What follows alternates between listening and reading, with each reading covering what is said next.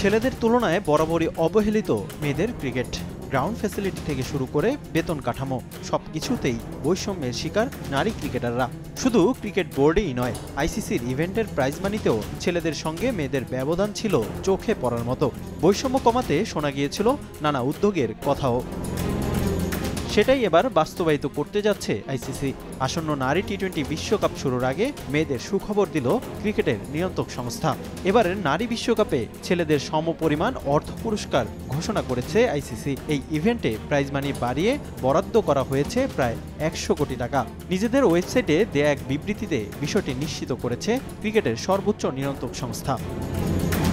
মেয়েদের শর্টার ফরম্যাটের বৈশ্বিক আসরে মোট প্রাইজ মানি রাখা হয়েছে প্রায় $80 লাখ, বাংলাদেশি মুদ্রায়, যা 95 কোটি টাকারও বেশি। পরিমাণটা সবশেষ নারী বিশ্বকাপের 3 গুণেরও বেশি। দক্ষিণ আফ্রিকা আসরে মোট প্রাইজ মানি ছিল 29 কোটি টাকা।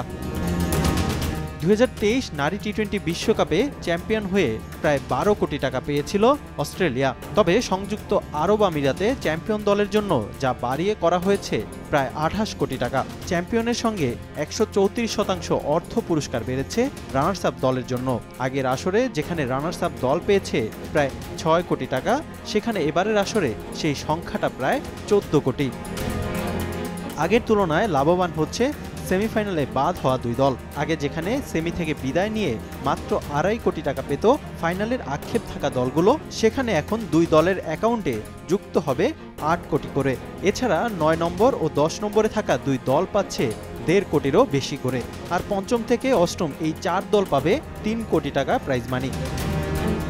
এবারে নারী টি-20 বিশ্বকাপে 2 গ্রুপে খেলবে মোট 10টি দল, যেখানে বাংলাদেশের প্রতিপক্ষ ইংল্যান্ড, স্কটল্যান্ড, দক্ষিণ আফ্রিকা এবং ওয়েস্ট ইন্ডিজ। রিফাতুল ইসলাম মিরন, সময় সংবাদ।